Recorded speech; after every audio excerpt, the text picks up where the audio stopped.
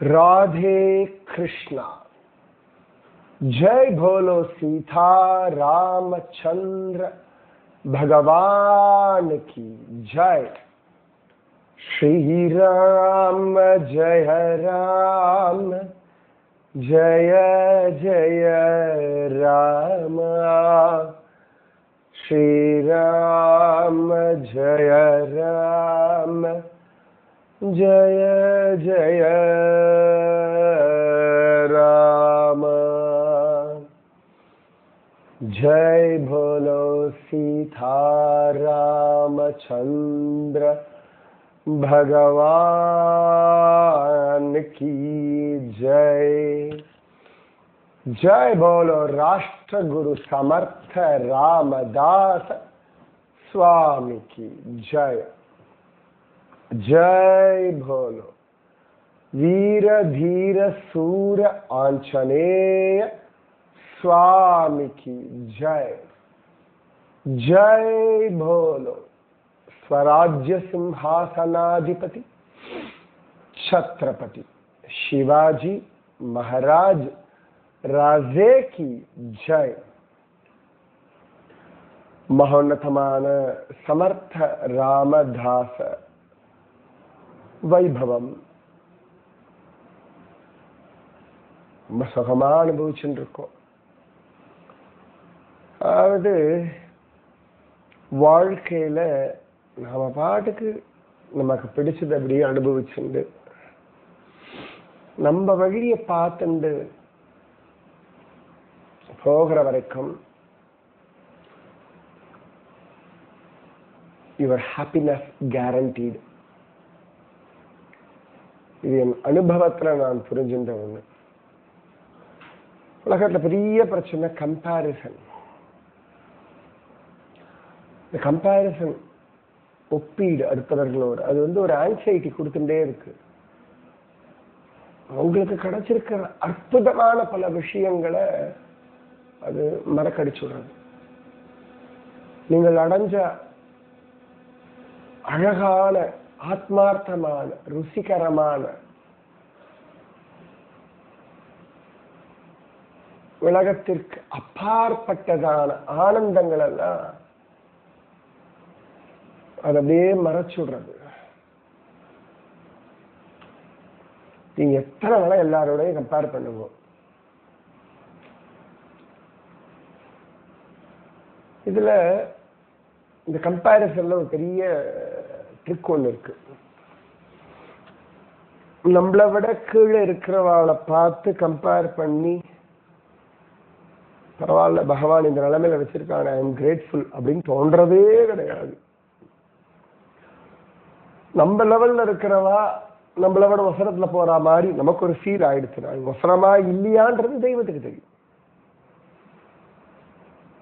வசனமாவே இருந்தாலும் நாம் அதை யோசிச்சு நம்முடைய ஆனந்தத்தை இழக்கிறது எந்த விதத்துல நியாயம்? திரும்பி அதேதான் மலையேற்றம். இப்போ துங்குனாவது ட்ரெக்கிங் எல்லாரும் ஏறினோம். நான் நிறைய ஏறின்னு இருக்கிறதுனால எல்லாரை விட கொஞ்சம் முன்னாடி இப்படி போயிட்டேன். அதுக்காக அவ வருத்தப்பட்டு பாரு இவர் பாடு முன்னாடி போயிட்டார், நம்மளால முடியலையே நினைச்சு உக்காந்து இருந்தான்னா நிச்சயமா துங்கநாத்தை அவளால ரீச் பண்ணிருக்க முடியாது, சந்திரஷிலாவை ரீச் பண்ணிருக்க முடியாது. என்ன கம்பேர் பண்ணி பார்த்தாலும் பிரயோஜனம் இல்லையே. ஓகே, சில சமயங்கள்ல இந்த மலை ஏறும்போது இந்த லோக்கல் கட்வாலிஸ், இந்த கார்வால் ரீஜன்ல இருக்கவாள் கடுவாலின்னு சொல்லுவா, கடுவான்னு சொல்லுவாவா கடுவாலி. அவள்லாம் செம்ம ஸ்பீடா ஏறுவா. அவளுக்கெல்லாம் கையில கொம்பே வேண்டாம், சாதாரணமா ஏறுவா, சாதாரணமா இறங்குவாவா. அவளுக்கு அது ட்ரெக்கிங் அப்படின்னு ஸ்பெஷலா ஒரு பேர்லாம் வேண்டவே வேண்டாம், மலைமலையா ஏறுவா. நேத்தி கூட சொல்லிட்டு இருந்தல்ல, ஒரு லேடி தலையில சிலிண்டரை தூக்கிண்டு நடந்துட்டு வந்தா. போட்டோ தேடின கிடைக்கல. The cylinder weight, காலி சிலிண்டர் 14.8 kilograms. அது எழுதி பாருங்க என்ன, அது ஃபுல்லா இருக்கும்பொழுது வெயிட்டு 29 கிலோ. காலி சிலிண்டர் தான் 14-15 kilo, full cylinder 29 kilo weight, maybe 23 இப்போ ரெடியூஸ் பண்ணிருக்கான்னு சொல்றான். அது ஜாலியா தூக்கிட்டு அவ பாட்டு எத்தனை மலை ஏறான்னு தெரியாது எனக்கு சொல்றேன். இப்ப நம்ம மலை ஏறும்பொழுது சமயத்துல இந்த பிட்டு, அதான் சில ஒத்தால தூக்கிட்டு போறது, அதை தூக்கிண்டு ஏறோம் நம்மள ஓவர்டேக் பண்ணிட்டு இருப்பா. நமக்கு நம்ம உடம்பு தூக்கி நடக்கிறதே பாடா இருக்கும். அவ தன்னையும் தூக்கிட்டு இன்னொரு ஆளையும் தூக்கிட்டு போகணும்னா என்ன எனர்ஜி இருக்கணும், எவ்வளவு ட்ரைனிங் இருக்கணும், எத்தனை வருஷமா ஏறி இறங்கிட்டு இருப்பா. அவள் இப்படி அழகா ஏறுறா அப்படின்னு நான் புலம்பினே வச்சுக்கோங்களேன். நிச்சயமா ஏறுவதற்கான உற்சாகமோ அடைவதற்கான மனோபலமோ அடையும் போது கிடைக்கிற ஆனந்தமும் இருக்காது. ஓகே, நான் அடைஞ்சிட்டேன் வச்சுக்கோங்களேன். ஆமா, என்னத்த அடைஞ்சேன், 2 மணி நேரம் 2.5 மணி நேரம் ஏறின துங்குனாத்து. அவள்லாம் 1.25 மணி நேரத்துல ஏறிட்டா. நான் இப்ப நான் ஏறும்போது எனக்கு பின்னாடி வந்தவா ஓவர்டேக் பண்ணிட்டு போய் சாமிய பார்த்துட்டு தொழுதுட்டு கீழே இறங்குறா. ஒண்ணும் வேண்டாம், நான் துங்குனாத்து ஏறி இறங்கிட்டு இருக்கேன், சந்திரசிலா போயிட்டு வந்துட்டு இருக்கேன். அப்ப யாரோ ஒருத்தர் பார்த்துட்டு சொன்னார், இவர் சந்திரசிலா ஏறதை பார்த்து, சந்திரசிலா பார்த்து இறங்கியாச்சா நீங்க, துங்குநாத்தை தாண்டி வந்துட்டீங்களா, அப்பா அப்படிங்க. இதெல்லாம் பெருமையாகவும் எடுத்துக்கலாம், குட் அப்படி சந்தோஷப்படலாம். இன்னொரு பக்கம் ஆமா என்னை விட ஓவர்டேக் பண்ணிட்டு போனவெல்லாம் இருக்கா அப்படின்னு சொல்லி வருத்தமும் பண்ணலாம். அதே நான் இறங்கி வரும்போது ஒரு ஸ்டேஜில் கொஞ்சம் ஸ்லோவாகிடுது, எனக்கு கொஞ்சம் ஏதோ ஃபீவரிஷாக இருக்க மாதிரி ஸ்லோ ஆகிட்டேன் நான். இப்போ எனக்கு பின்னாடி வந்த சிஷியாலாம் என்னை ஓவர்டேக் பண்ணி போயிட்டார் 4-5 பேர். நான் ஓகே ரைட், நமக்கு கொஞ்சம் இன்னைக்கு ஏதோ ஃபீவரிஷாக இருக்கு, விட்டுருவோம், வருத்தம்லாம் இல்லை, அக்செப்ட் பண்ணிட்டேன், அவ்வளோதான். ஸோ மைண்ட் என்ன பண்ணி ஏமாத்தும். அப்போ உடனே நானா சந்திரஷிலா போயிட்டு பார்த்தாச்சு. பாடா முதல் தடவைலாம் போகும்போது சந்திரஷிலா பிளான்லேயே கிடையாது எங்களுக்கு, அதான் வந்துட்டோம். 2வது தடவை போகும்பொழுது ஏறதுக்கான சூழ்நிலை வரல, வந்துட்டேன். மொத்தம் 4 தடவை போயிருக்கேன். அந்த கடைசி 2 தடவை தான் இந்த ஜூன் மாசத்துல 2 தடவை சந்திரஷிலாவும் துங்குநாத்தும் ஏறுறது பாக்கியம் கிடைச்சது. ஒரு க்ஷணம் ஓவர்டேக் பண்ணிட்டாள் அப்படின்னு தோணும்போது சிரிச்சிருந்தேன் நானே. அல்ல ஜிவிடி, நான் அப்படி சொல்லுவேன், GVD Gopala Vallidasan short form GVD. GVD இந்த ஒரு 1.5-2 வருஷத்துக்கு முன்னாடி ஆக்சிடென்ட் ஆகி ஹாஸ்பிட்டல் இருந்து ஒரு கையை கட்டு போட்டு ஒரு காலை கட்டு போட்டு இருந்தையே, ஷூ எல்லாம் போட்டு, அதுக்கப்புறமா இவ்வளவு வேற பி கிரேட்ஃபுல், சந்தோஷப்படுன்னு உள்ளுக்குள்ளேருந்து எனக்கு நானே பேசிட்டேன். உடனே சிரிச்சு வந்துடுத்து, அப்பா ஏதோ நடக்கிறோம், ஏதோ ஏறின்னு இருக்கோம், இதுவே பாக்கியம், அவ்வளவுதான். வேற என்ன சொல்ல முடியும் இல்லையா? இது கிடைச்சிருக்குன்னா இந்த பாக்கியத்தை போய் நான் விட்டேன்னா இதை கொண்டாடாம கம்பேர் பண்ணா பிரயோஜனம் இல்லை. ஸோ உங்க லைஃப், உங்க மனசு, உங்க ஹாப்பினஸ்ன்றது உங்களுடைய எண்ணங்களை பொறுத்து அமைகிறது. சரியா? சமர்த்த ராமதாசர் ஒரு பெக்யூலியரான யூனிக் சத்குரு.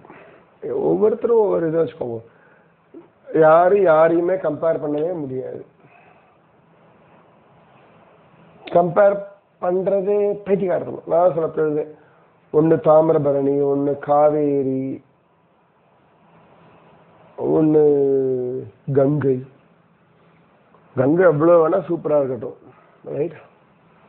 காவேரி ஆத்தங்கர்ல வாழ்றவனுக்கு காவேரி தானே அவன் சக்தி. ஆழ்வார் சொல்ற கங்கையின் புனிதமாய காவிரியின் நடுவு பாட்டு. கங்கைய புனிதமானது காவேரி. எங்க ரங்கநாதன் படித்துட்டு இருக்கார், அவ்வளவுதான். இன்னொன்னு சொல்றேன், கங்கையும் காவேரியுமே இல்லை, ஏதோ ஒரு ஏரி பக்கத்துல ஒருத்தன் வாழ்ந்துட்டு இருக்கா, குளத்து பக்கத்துல வாழ்ந்துட்டு இருக்கா, அந்த தண்ணி தான் அவன் வாழ்க்கையை கொடுக்கறதா, அவனுக்கு அதானே வசந்தம்.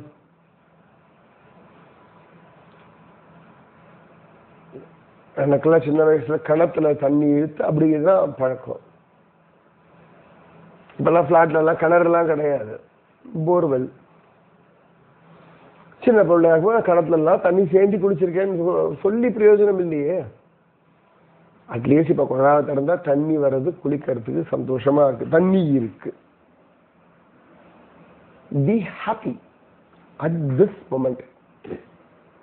இந்த க்ஷணம் கிடைச்சிருக்குல்ல, இந்த ஆனந்த தண்ணியை அசை போடுவோம். கோபிகள் அப்படிதானா, கண்ணனுடைய ஒரு வார்த்தை, ஒரு சமிக்ஞை, ஒரு கட்டி அணைப்பு, ஒரு முத்தம், ஒரு கண் சிமிட்டல், ஒரு வார்த்தை, அடி அப்படின்ற உரிமையோட பேச்சு, போகும்போது அப்படி திரும்பி ஒரு பார்வை பார்த்துட்டு போறோம். இதுவே அவங்களுக்கு சந்தோஷம், ஒரு ஆனந்தம். So keep your self happy. எப்பெல்லாம் உங்க மனசு வந்து கம்பாரிசன் அப்படின்ற ஒண்ணுத்துக்கு போறதோ அப்பொழுதெல்லாம் உங்க கடந்த கால நிலைமையும் இன்றைய நிலைமையும் கம்பேர் பண்ணி பாருங்க. அப்ப அடுத்தவாட கம்பேரிசன் விட்டு போயிடும். அப்பதான் பராம வராது, அப்பதான் நிம்மதியா இருக்க முடியும், அப்பதான் சுகம் சுகம் சுகம். இதான் உங்களுக்கு கிடைச்ச அழகான அந்தரங்கமான அனுபவங்கள்லாம் வெளியில சொல்லவும் முடியாது. அதை கம்பேர் பண்ணி பாருங்க, போச்சு. இவ்வளவு அனுபவங்கள் உங்களுக்கு உங்கள் பகவான் கொடுக்கிறாங்க, ரைட்? எவ்வளவு பயம் இருந்திருக்கும், அதிலே மாற்றி விட்டுருப்பான். மீரா கிடைச்ச அந்தரங்கமான அனுபவங்கள் எத்தனை பேர் கிடைச்சிருக்கும், right? So focus on what you have got. உங்களுக்கு என்ன கிடைச்சது, என்ன கிடைக்கணும், அது மட்டும் போதும். See, at the end of the day, நீ உங்க வாழ்க்கை இது. யாருடைய வாழ்க்கையோ பார்த்து நீங்க வந்து துக்கப்பட்டு வருத்தப்பட்டு உங்களை அந்த துக்கமா நினைக்கிறேன்னா நீங்க அடைய வேண்டிய அழகான உயரத்தை அடைதல் கடினம். Live your life full-ஆ. அதான் நிம்மதி. சமர்த்தராமதாசர் எப்பொழுதுமே அடுத்த வாழ்வோட கம்பாரிசன் அதெல்லாம் வச்சுக்க மாட்டார். என் லைஃப்ல எனக்கு இதெல்லாம் தோன்றுது, இதெல்லாம் பண்றேன், இது எனக்கு வேண்டாம், இது எனக்கு வேணும், இதை நான் எப்படி மாத்திக்கணும், அவ்வளவுதான்.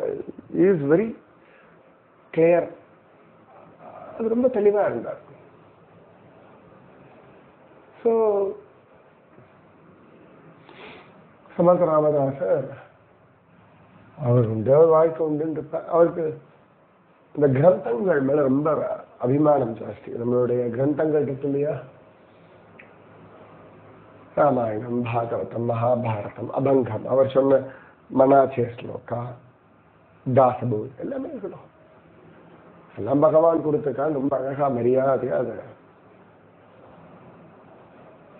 கொண்டாடி அனுபவிப்பார். அப்ப சமர்த்த ராமதாசர்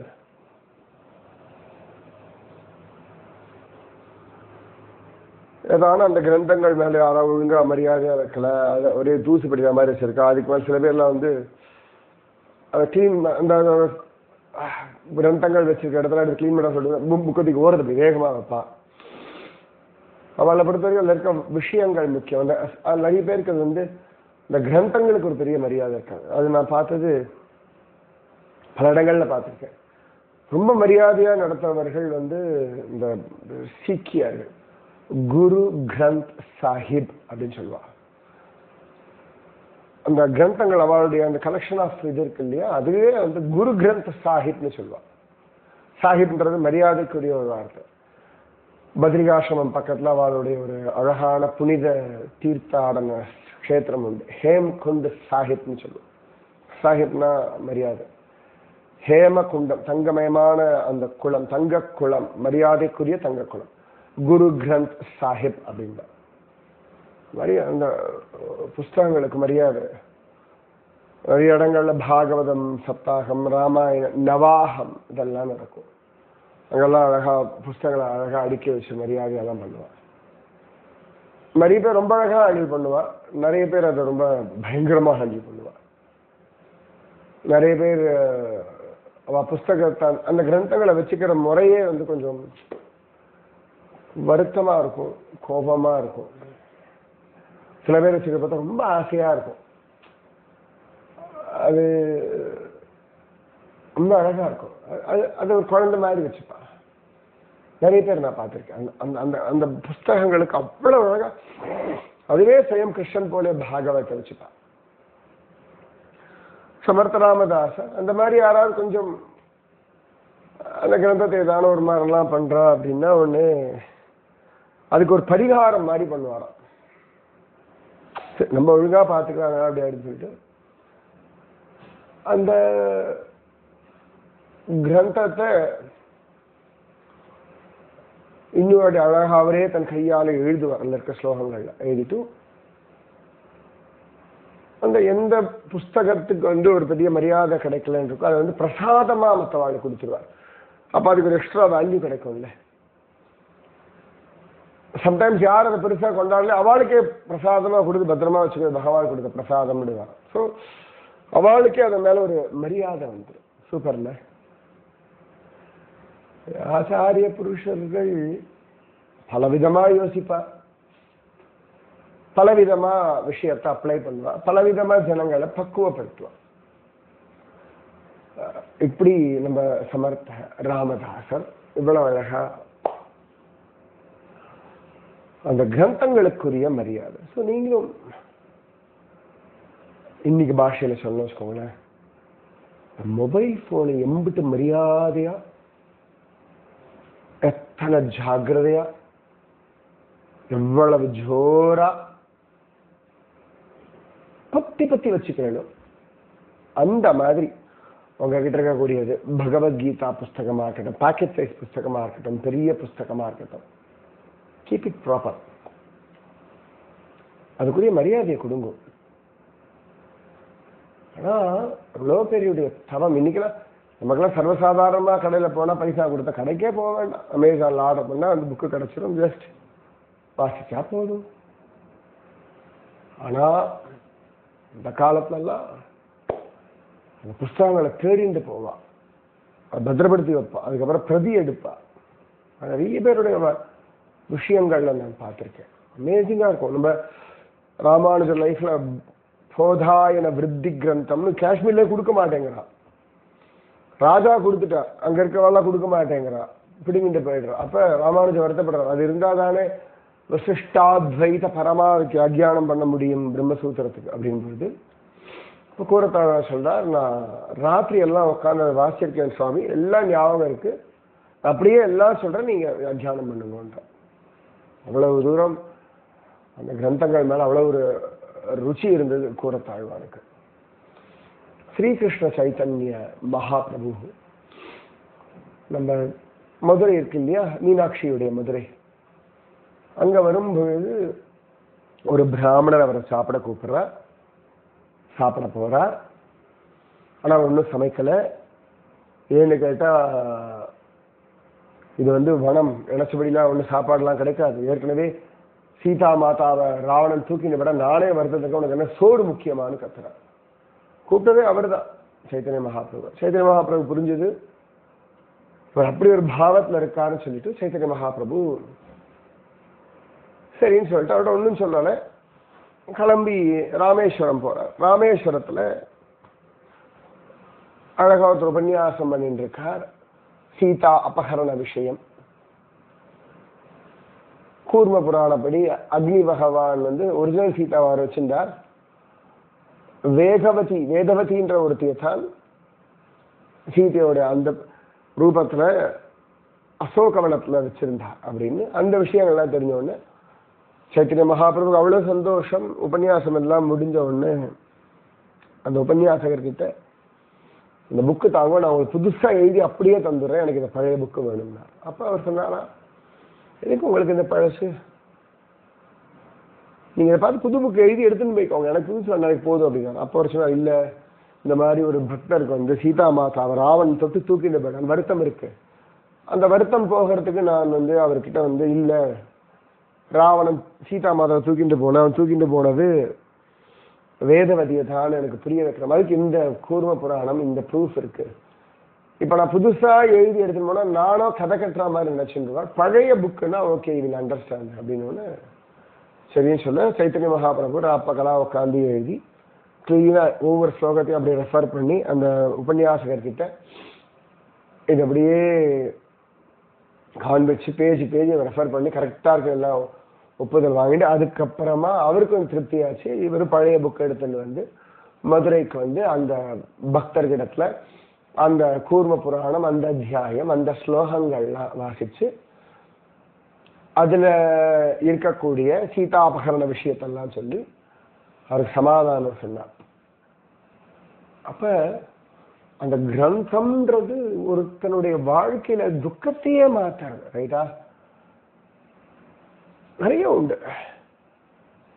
ஒவ்வொரு மகாத்மாக்களுக்கும் அவ்வளவு மரியாதை உண்டு. இன்னைக்கும் நம்ம துக்காராம் மகாராஜருடைய தேகு போனா அவர் எழுதின கையெழுத்து பிரதி இன்னைக்கு இருக்கு. பல இடங்கள்ல பல மகாத்மாக்கள் கைப்பட அவர்கள் எழுதின விஷயங்கள் பொக்கிஷமா பாதுகாக்கப்படுறது. அந்த கிரந்தத்துக்குரிய மரியாதை கொடுக்கு. இதுல நீங்க புரிஞ்சுக்கோங்க, அந்த புஸ்தகமே பிரத்யக்ஷ பகவத் ஸ்வரூபம். அது இந்த லெட்ஜர்ஸ் எல்லாம் இருக்குல்ல, அந்த ஆடிட் பண்றவங்களுக்கு அந்த லெட்ஜர்ஸ்லாம் ரொம்ப இம்பார்ட்டன்ட். அப்புறமா சின்ன சின்ன கடை வச்சிருக்க பெரிய கடை பில் புக், அட்டெண்டன்ஸ் புக்கு, டீச்சர்ஸ்லாம் அட்டெண்டன்ஸ் புக் அப்படி ஜாகிரதையாக வச்சுப்பா. நான் பார்த்துருக்கேன், இந்த ஸ்கூல் டீச்சர் அந்த நோட்ஸ் ஆஃப் லெசன் எழுதுவா, அவ்வளவு ரொம்ப பர்ஃபெக்டா வச்சிருப்பாங்க. அதே மாதிரி இந்த சின்ன சின்ன கடைகள்ல நான் டெய்லி அவன் லாபத்துல கொஞ்சம் சீட்டு கட்டுற மாதிரி தான் பண்ணுவான். அதுக்கு ஒருத்தர் டெய்லி பணம் வாங்கிட்டு போ, மாசம் முடிவில் இல்லாட்டி 5-6 மாசத்துக்கு ஒரு தடவை எல்லாரும் சீட்டு பணம் போடுவோம். கடைசியில் ஒருத்தர் எடுத்துப்போம், அதுக்கப்புறம் எல்லாரும் கட்டுவோம். இந்த மாதிரி மாறிட்டே இருக்கும். இப்படி மாசம் எடுப்பா. அப்போ ஒரு குட்டி ஹேண்ட் புக் மாதிரி வச்சிருப்பா, பாக்கெட் புக் மாதிரி. அதில் ரொம்ப அழகா பத்திரமா வச்சு கரெக்டாக எழுதிட்டு இருப்பா. அது ரொம்ப அவசியமா இருக்கும். ஒரு காலத்து நாங்கெல்லாம் டெலிஃபோன் டைரி குட்டியா வச்சு எழுதி வச்சுருந்தோம், பாக்கெட்ல வச்சுப்போம். ரொம்ப ஜாகிரதையா வச்சுப்போம். கணக்கு எழுதுற நோட்டுகள் நிறைய உண்டு. ஸோ இதுக்கெல்லாமே ஒரு மரியாதை உண்டு. அப்படின்னா தெய்வீக கிரந்தங்கள், பகவானை காட்டி கொடுக்கக்கூடிய ரகசியங்கள் நிறைந்த கிரந்தங்கள். இன்னைக்கும் பண்டரிபுரம் போகும்பொழுது உள்ள நுழையும் பொழுது அங்க கர்ப்பகிரகத்துக்கு முன்னாடி இப்ப ரெனோவேட் பண்ணிட்டு இருக்கா. என்ன பண்ண போறான்னு எனக்கு ஐடியா இல்லை. ரெனோவேட் பண்ணிட்டு இருக்கா. கர்ப்பகிரகத்துக்கு போறதுக்கு முன்னாடி கொஞ்சம் முன்னாடி பார்த்தோம்னா அந்த தூண்கள்லாம் தாண்டி போனோம்னா நம்ம கிராஸ் பண்ணும்போது சைட்ல ஒரு பெரிய கண்ணாடி பெட்டிக்குள்ள ஒரு புக் வச்சிருப்பா, சம்ஸ்கிருத ஸ்லோகம், பகவான் வேத் அப்படின்னு எழுதியிருப்பார். அதாவது வேதத்தை புக்கா இருக்கவங்க அதுவே ஸ்வயம் பகவான் அப்படின்னு. இவர் கூட பிரம்மதேவர் கிட்ட கையில ஓலைச்சோடி வச்சிருப்பார் இல்லையா, வேதங்களுடையது. இந்த இவர் வச்சிருப்பார் ஹயக்ரீவர், நம்ம சரஸ்வதி தேவி ஓலைச்சோடிலாம் வச்சிருப்பார் இல்லையா.